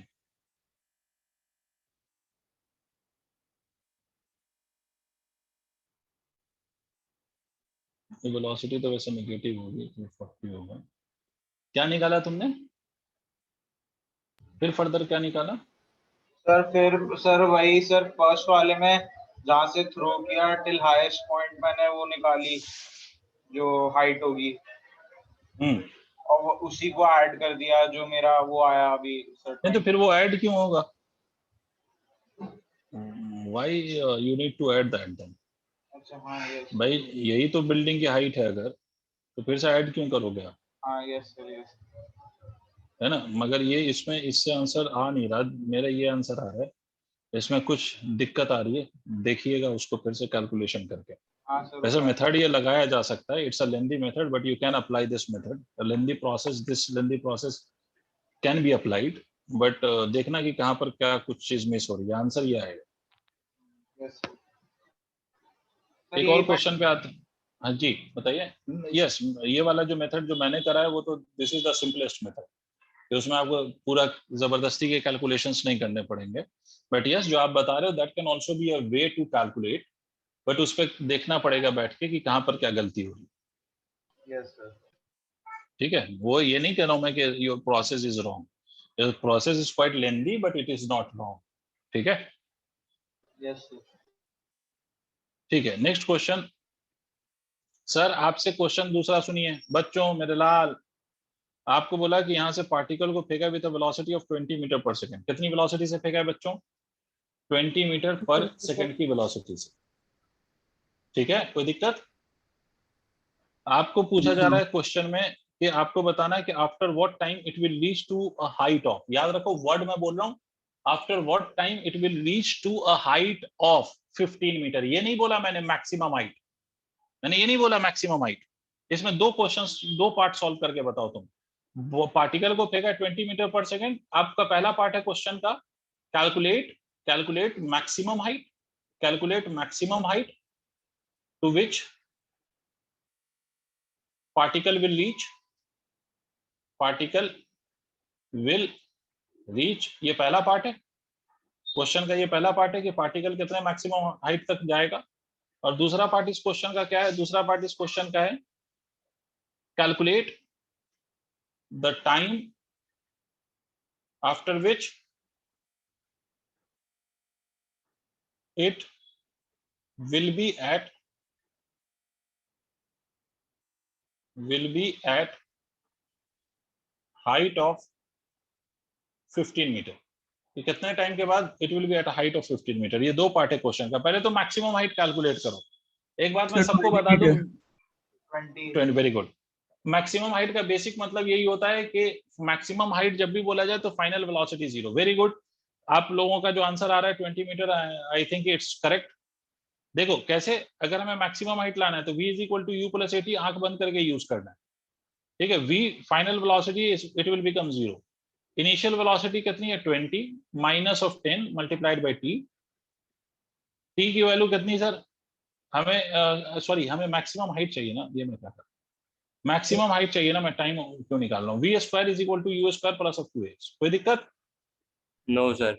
v की वैल्यू कितनी 0, तो 0 is equal to u, u मतलब 20 का square minus of 2 into g, g की वैल्यू 10 इंटू h। तो h यहां से आप सॉल्व करेंगे तो it will come out to be 20 meter. इसका मतलब मैक्सिमम हाइट इसकी 20 मीटर है। मतलब मैक्सिमम कितना जाएगा ये, तो मैक्सिमम ये जाएगा 20 मीटर। अब मैंने जो दूसरा पार्ट है वो क्या पूछा है मैंने, तो दूसरा पार्ट मैंने ये पूछा कि भाई ठीक है ये तो जाएगा 20 मीटर तक, और 20 मीटर तक जाने का अगर टाइम निकालना होता तो वो होता u बाई जी। लेकिन मुझे उससे मतलब नहीं है कि 20 मीटर पे ये कितने टाइम के बाद पहुंचेगा। मुझे चाहिए कि ये 15 मीटर पे कितने टाइम के बाद पहुंचेगा, ये 15 मीटर की हाइट पे कितने टाइम के बाद पहुंचेगा। Did you understand the question? You have the height, you have initial velocity, you know the value of acceleration, you just have to find the value of time. Can you solve? Please tell me. Yes sir. Yes, sir. Please go ahead and solve the value. Just get the value of the time after which it will be at a height of 15 meter. Please hurry up. Sir ji sir time की दो value नहीं आएगी? बिल्कुल आएगी, इसे पहले आप solve कर लीजिए, Sir, सॉल्व three करिए, और गेट द one वैल्यूज आएगी। Then I will explain. Sir ji sir 3 and 1। Very good, that is the Yes, sir. Correct 3 and आंसर। 1. Very good. अब ये क्वेश्चन मैंने सिर्फ एक लॉजिक समझाने के लिए कराया है। बिल्कुल आपका आंसर सही आ रहा है, 3 and 1 या 1 and 3। भाई आपको हाइट पता है तो आप इक्वेशन कौन सी लगाएंगे, ये वाली x is equal to u t plus of half a t square वाली। This is the equation that you need to apply. आपको हाइट पता है, हाइट कितना पहुंचाना है आपको, 15 मीटर ले जाना है। इनिशियल वेलोसिटी 20 है, आपको बोला गया टाइम बताओ, minus of half into g, g की value 10 multiplied by T square, T square की वैल्यू फिर से कितनी, तो निकालना है हमें टी स्क्वायर। इसको हम लिख सकते हैं 15 is equal to 20t minus of 5t square. इसको हम ऐसे भी लिख सकते हैं 3 इज इक्वल टू 4t, ठीक है, और ये कितना हो जाएगा minus of t square. Correct है बेटा? तो t square minus of t square minus of 4t plus of 3 is equal to 0, this will form a quadratic equation. इस क्वाड्रेटिक इक्वेशन को आपने मिडिल टर्म स्प्लिट किया है, क्या किया आप लोगों ने? Middle term split. Yes, sir. ठीक है, तो यहाँ पर ऑब्वियस सी बात है, if it's a quadratic equation it should have to values. मतलब टाइम का ऑब्वियस सी बात है कि दो रूट्स आएंगे, और यहाँ पर फॉर्चुनेटली टाइम का दोनों रूट पॉजिटिव आ रहा है, ठीक है। दो वैल्यूज आएगी टाइम की और दोनों वैल्यू पॉजिटिव आ रही है। एक वैल्यू जो आएगी आपकी टाइम की that is equal to 1 second, और दूसरी जो वैल्यू आएगी टाइम की that will be equal to 3 second. और ये होना भी चाहिए। क्यों होना चाहिए? देखो ये पार्टिकल यहां पर पहुंचा तो ये कितनी देर के बाद पहुंचा, 1 सेकेंड के बाद। बट ये पार्टिकल यहाँ रुकेगा नहीं, ये पार्टिकल इससे ऊपर जाएगा, बिकॉज इसका जो हाईएस्ट पॉइंट है दैट इज 20 मीटर। ये और ऊपर गया ऊपर गया ऊपर गया, जैसे ही ये 20 मीटर पर पहुंचा इसकी वेलोसिटी 0 हो गई, फिर उसके बाद नीचे आएगा।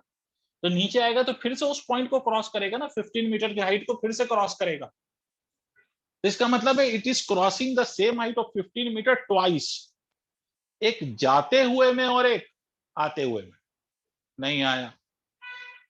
Yes, sir. आ गया. ठीक है, तो ये रीजन है इसमें दो वैल्यू ऑफ टाइम आने का, एक जाने वाला टाइम और एक आने वाला टाइम। जाते हुए में भी it will be at a height of 15 metre, लौटते हुए में भी it will be at a height of 2 metre 15 metre. इसका मतलब, अच्छा ये जो पूरा 3 सेकंड आया वो कहां से कहां तक का टाइम है? यहां से यहां तक का टोटल फिर से दोबारा का टाइम वो 3 सेकंड है। इसका मतलब अगर सिर्फ यहां से यहां तक देखा जाए तो कितना टाइम इलैप्स होगा, 2 सेकंड। मतलब 15 मीटर के ऊपर जाके फिर से 15 मीटर पे पहुंचने में कितना टाइम लगा, 2 seconds. Is it clear to all? Sir मेरा एक डाउट था। हाँ पूछिए। सर जैसे यहाँ पे हमारा 2 सेकंड आ रहा है ऊपर का टाइम, तो सर रिस्पेक्टिवली 1 and 1 हो जाएगा वो? तो सर और नीचे का भी सर 15 मीटर आ रहा है, तो सर वो ज्यादा नहीं होना चाहिए, वो मतलब 30 हो जाएगा या ऐसे? बिल्कुल नहीं, बिल्कुल नहीं। मोशन एक्सेलरेटेड है तो rate of change of velocity is constant, but motion accelerated है उस केस में हर जो हाइट है ना, वो हाइट जो हाइट होती है, पहला 1 मीटर, दूसरा 1 मीटर, तीसरा 1 metre, it is not covered in equal intervals of time. ऐसा मैं आगे कराऊंगा, ठीक है। मतलब आप इस इंप्रेशन में हैं कि भाई सेम अगर हाइट्स हैं तो पॉइंट्स वेलोसिटी का चेंज सेम होना चाहिए। This is what you are thinking, right? Yes sir. ऐसा नहीं होता। देखो इस बात को ऐसे समझो, अभी पूरी कैलकुलेशन मुझे समझानी पड़ जाएगी कि भाई अगर मैं आपसे कहूं कि कोई पार्टिकल है, इसकी वेलोसिटी u0 है और एक्सेलरेशन मान लो 2 मीटर पर सेकेंड स्क्वायर, मैं आपसे कहूं कि फर्स्ट सेकंड में इसने कितना डिस्टेंस कवर किया, टाइम इज इक्वल टू 1, पहले एक सेकंड में अगर डिस्टेंस निकालो तो x will be equal to half into at square, हाँ ना बोलो? तो क्योंकि इनिशियल वेलोसिटी 0 है, तो हाफ इंटू 2 इंटू 1 का square is equal to 1 metre. Tell me yes और नो? Yes sir. अब इसके बाद के एक सेकंड में फिर से डिस्टेंस कैलकुलेट करके देखते हैं उसने कितना कवर किया। बट जब आप इसके बाद देखेंगे ना ए से बी, तो यहाँ पर इनिशियल वेलोसिटी 0 अब नहीं है। ऋषिक सुन रहे हो मेरी बात? Yes sir. तो आपको पहले ये वेलोसिटी निकाल लो, v is equal to u plus a t. एक सेकंड के बाद इसकी फाइनल वेलोसिटी क्या वो निकाल लो, u 0 था तो ये 2 इंटू 1 2 मीटर पर सेकंड हो गई। अब जब आप दूसरे एक सेकंड का डिस्टेंस निकालेंगे x a से b तक का, तो इनिशियल वेलोसिटी की जगह आप लिखेंगे 2 इंटू 1 का square plus of half into acceleration is 2 into 1 का स्क्वायर। तो ये 2 से 2 कैंसिल हो गया, ये 2 मीटर आया या नहीं? क्या दोनों एक सेकंड में डिस्टेंस सेम आएगा ऋषिक साहब? नहीं सर। बात समझ में आई? इसका मतलब in equal intervals of time the distance covered in accelerated motion will not be equal.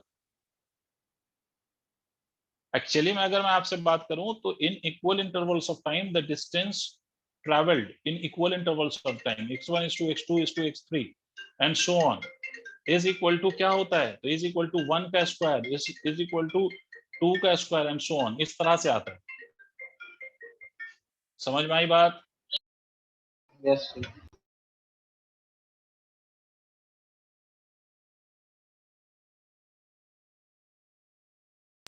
समझे बच्चे? लॉजिक क्लियर है? Yes sir. तुम्हारा डाउट क्लियर है? चलो और क्वेश्चंस पे आ जाए। ये दोनों क्वेश्चन क्लियर है सबको? Yes sir. Yes, sir. ठीक है, क्वेश्चन नंबर नेक्स्ट। क्वेश्चन से तो नेक्स्ट ये फाइनल कि आंसर हम हाँ, कैसे लिखेंगे? क्या कैसे लिखेंगे? जैसे पिछले क्वेश्चन में सर 1 और 3 आया, हाँ, तो सर हम फाइनल आंसर कैसे लिखेंगे? मतलब फाइनल आंसर वही रहेगा कि भाई टाइम की 2 वैल्यू है। 2 रूट्स नहीं लिखते हो क्या? क्वाड्रेटिक इक्वेशन के 2 रूट लिखते हो ना? Yes sir. Yes sir. तो वही ये भी है भाई, time is equal to 1 and 3 second, 1 second and 3 second, ये लिखेंगे आप आंसर। नहीं समझा? समझ गए ठीक है। अब देखिए सर, एक क्वेश्चन मैं ले रहा हूँ। सर। उससे पहले सर, जैसे हमारा जो पिछले क्वेश्चन में वो 15 मीटर तक था, सर हम 15 मीटर के पॉइंट पे निकाल सकते हैं कि वो वेलोसिटी क्या होगी उसकी उस समय? बिल्कुल, क्यों नहीं निकाल सकते। इक्वेशन हम 0 से 15 तक लगा देंगे। तो सर वो एस वाली लगाएंगे ना, एस इक्वल टू? हाँ, कोई सी भी लगा लो जिससे अगर टी पता है तो टी लगा लो। अगर तुम्हें बिना टी के सॉल्व करना है तो v square is equal to u square plus 2s से भी सॉल्व कर सकते हो। Yes sir. और सर वो सर इनिशियल से ज्यादा होगी और फाइनल भी ज्यादा होगी सर, और टाइम सेम है, तो सर ज्यादा 15 से भी ज्यादा डिस्टेंस कवर करेगा ना वो एक सेकंड में वो? हाँ सर ये कह सकते हैं ना हम? हाँ, सर तो 15 से ज्यादा करेगा तो सर उसको तो सिर्फ 5 सेकंड ही करना है कवर, वो 5 मीटर, सॉरी। हाँ। सर तो 5 मीटर कवर करना है, वो 15 से कम है सर, लेकिन सेम टाइम लग रहा है। अरे मेरे भाई, वेलोसिटी डिक्रीज हो रही है ना ऋषिक, ऊपर जा रही है बॉडी तो वेलोसिटी डिक्रीज हो रही है ना। अगर वेलोसिटी ज्यादा है तो तुम ज्यादा डिस्टेंस कवर कर लोगे सेम टाइम में, और वेलोसिटी कम हो गई तो तुम कम डिस्टेंस कवर करोगे ना सेम टाइम में। तुम्हें नहीं समझ आया समझ भाई? गया। मैक्सिमम वेलोसिटी यहाँ पर है 20 मीटर पर सेकेंड। जैसे जैसे हम ऊपर जा रहे हैं वेलोसिटी कम होती जा रही है ना बेटे। Yes sir, yes. ठीक है, तो यहाँ पर जो वेलोसिटी आई वो 20 से कम हो गई। तो अब ये देखो, इसने 1 सेकंड में यहाँ पर इसने ज्यादा डिस्टेंस कवर कर लिया क्योंकि वेलोसिटी ज्यादा थी, because velocity is decreasing in this case. और जब यहाँ के बाद आप फर्दर और ऊपर गए तो यहाँ पर वेलोसिटी 20 से कम हो गई। चाहो तो निकाल लो भाई, v is equal to u plus a t वाला फॉर्मूला लगा लो। यहाँ पर की फाइनल वेलोसिटी क्या होगी? तो फाइनल वेलोसिटी हो जाएगी 20 माइनस ऑफ जी 10 इंटू 1। तो v की वैल्यू 10 मीटर पर सेकंड हो गई ना, सोचो 10 मीटर पर सेकंड हो गई। बात समझ में आई? तो अगर 1 सेकंड में ये कितना डिस्टेंस कवर करेगा सोच के देखो। तो 1 सेकंड में जो ये डिस्टेंस कवर करेगा वो s is equal to u t plus half a t square लगाओ। तो ये h की वैल्यू, u की वैल्यू यहाँ पर 10 है, ठीक है। तो 10 into 1 minus of half into g की वैल्यू 10 मल्टीप्लाइड बाय 1 का स्क्वायर, ये हो गया 5। तो देखो h की वैल्यू 5 मीटर आई या नहीं आई बेटा? यस सर, आ गई। तो वेलोसिटी डिक्रीज होती जा रही है ना, तो the distance that will B travelled वो भी तो डिक्रीज होता जाएगा। Yes sir. इसीलिए इनिशियली सबसे ज्यादा डिस्टेंस वो इनिशियली कवर करेगा, टाइम जैसे जैसे बढ़ता जाएगा वो कवर कर, उसका डिस्टेंस ट्रैवल्ड कम होता जाएगा। और जब वेलोसिटी 0 हो गई तो फर्दर और ऊपर जा ही नहीं रहा, उसके बाद तो वो नीचे आने लग गया। जब नीचे आएगा तो अब वो उसकी वेलोसिटी बढ़ेगी, तो वो गिवन टाइम में ज्यादा डिस्टेंस ट्रैवल करेगा। भाई वेलोसिटी घटे तो डिस्टेंस कम होता जाएगा, वेलोसिटी बढ़ेगी तो बढ़ता जाएगा। ऊपर जाने में वेलोसिटी कम हो रही है, नीचे आने में बढ़ रही है। क्लैरिटी है? Yes sir. ठीक है, आगे सुनो। अब नेक्स्ट क्वेश्चन पे आ रहा हूं। आपसे बोला कि यहां से किसी पार्टिकल को फेंका,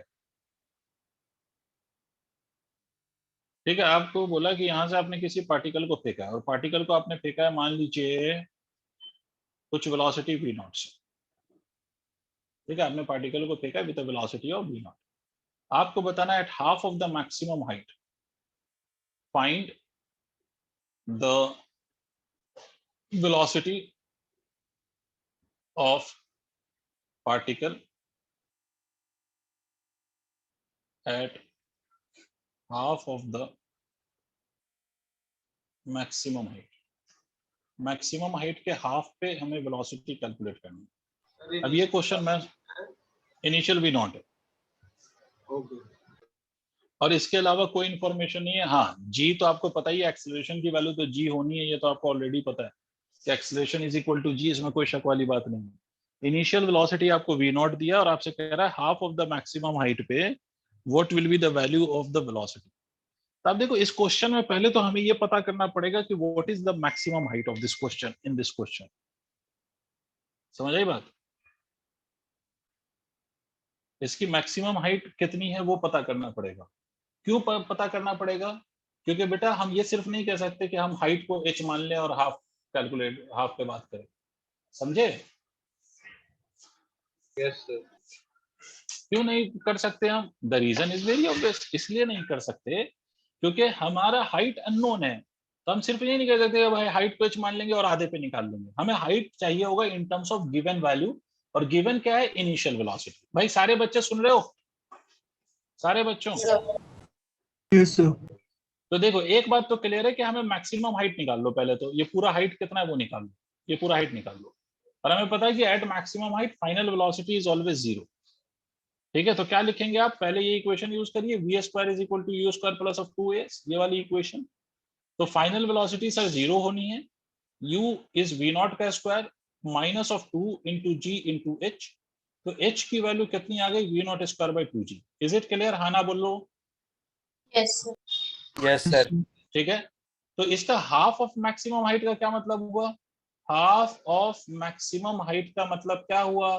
तो हाफ ऑफ मैक्सिमम हाइट का मतलब हो गया सर कि h बाई 2, और h की value v not square by 2g है। तो height v not square by 4g हो गया या नहीं? सोचिए बेटा। Yes sir. ये हो गए we not square by 4g। अब यहाँ पर अगर वेलोसिटी पूछा, अब निकाल सकते हैं। देखिए कैसे, समझ आ रहा है? ये पॉइंट ए मान लीजिए और इस पॉइंट को बी कह लीजिए। तो between a and b equation लगा लीजिए, ए एंड बी। ए पे हमारी इनिशियल वेलोसिटी वी नॉट, और बी पे हमारी फाइनल वेलोसिटी निकालना है। तो फिर से ये इक्वेशन लगा लें, v square is equal to u square plus 2s। Tell me yes और no. Yes, sir. Yes, sir. ये बेटा फाइनल निकालना है। फाइनल क्या है? v स्क्वायर, ये निकालना है। u स्क्वायर की वैल्यू कितनी है? v नॉट का स्क्वायर और minus of 2 into g. h कितना लोगे? v not square by 4g। ठीक है, सॉल्व करके देखो v की वैल्यू क्या आई, करो सॉल्व। आई होप आपको समझ में आ गया होगा ये।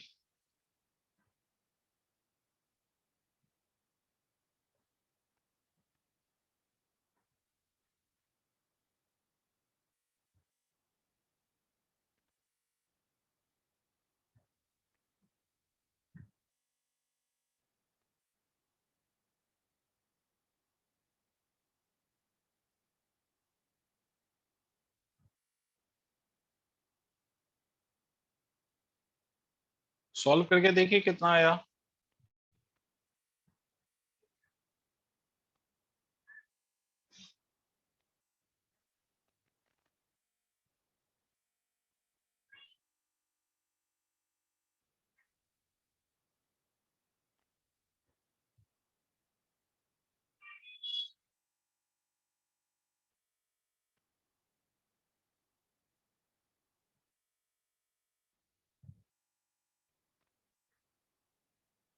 क्या हुआ? सॉल्व नहीं हुआ?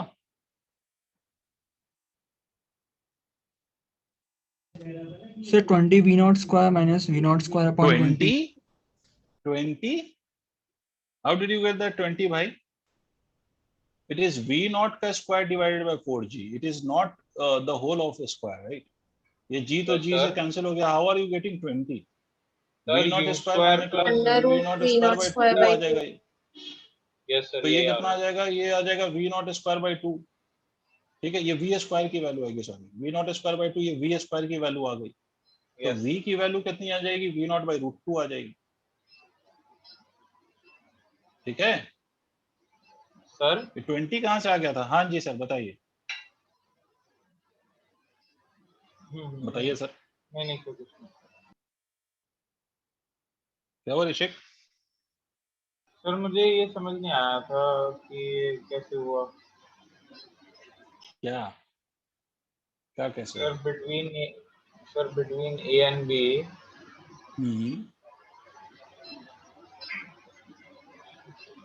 सर ठीक है सर, वो यू लग रहा है शुरू में, इसलिए सर कंफ्यूजन है, तो वही है। ठीक है समझ गए?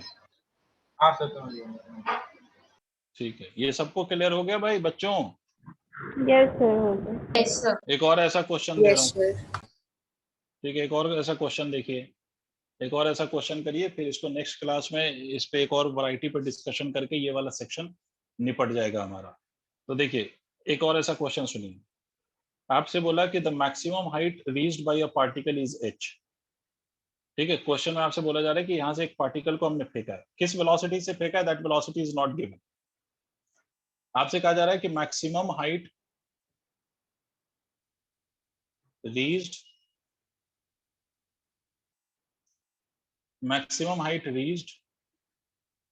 by the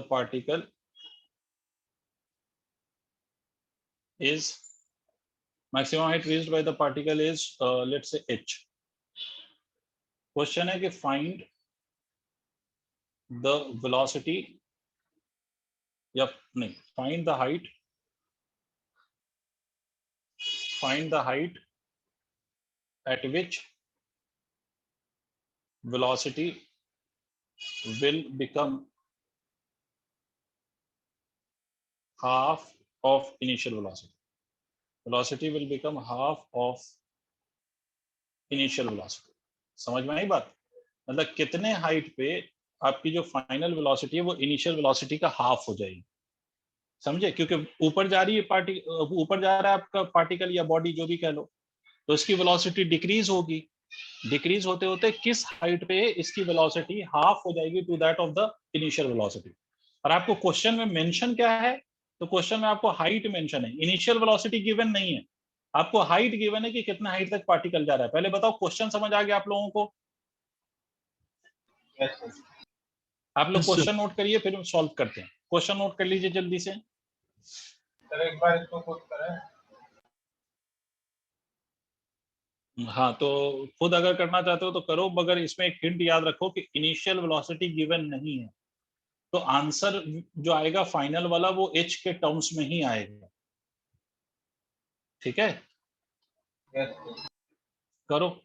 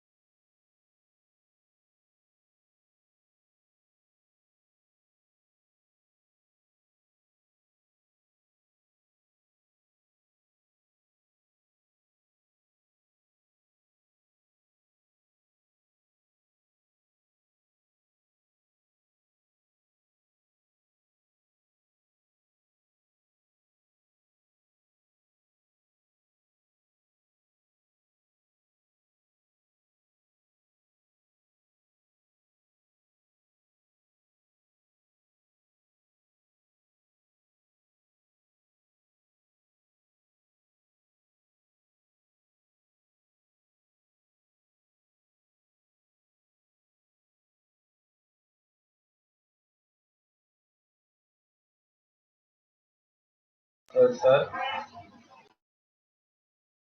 ji sir. Sir 3/4h आएगा।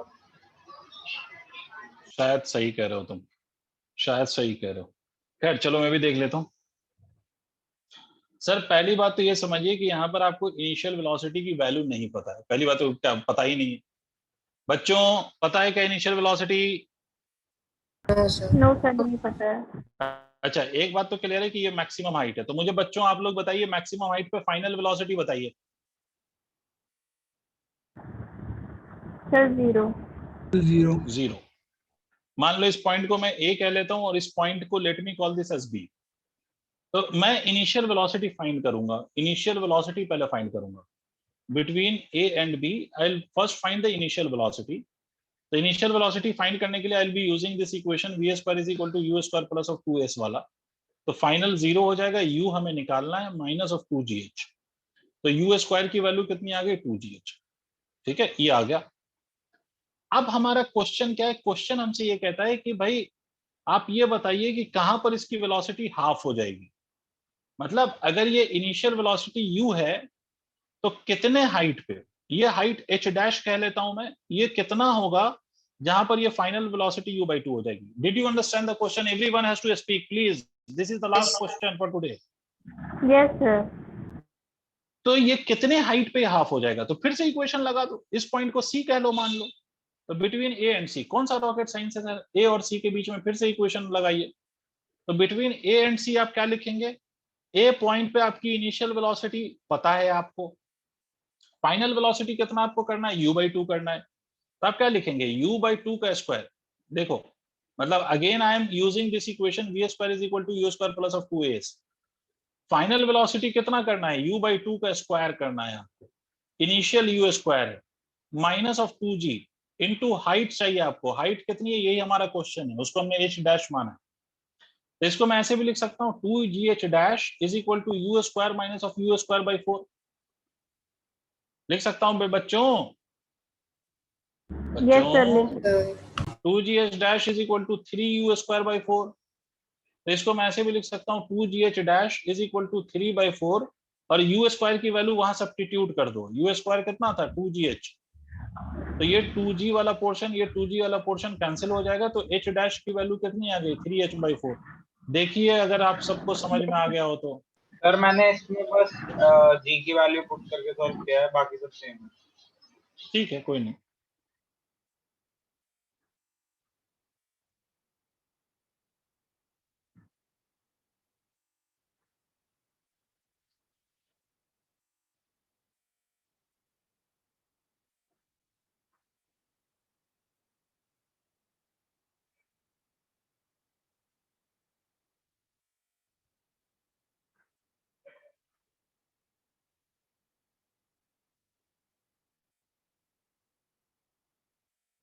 डन? Yes. Yes. ओके बेटा, Yes, sir, done. तो आज यहीं तक बेटा. Next we'll discuss in the next class. Thank you.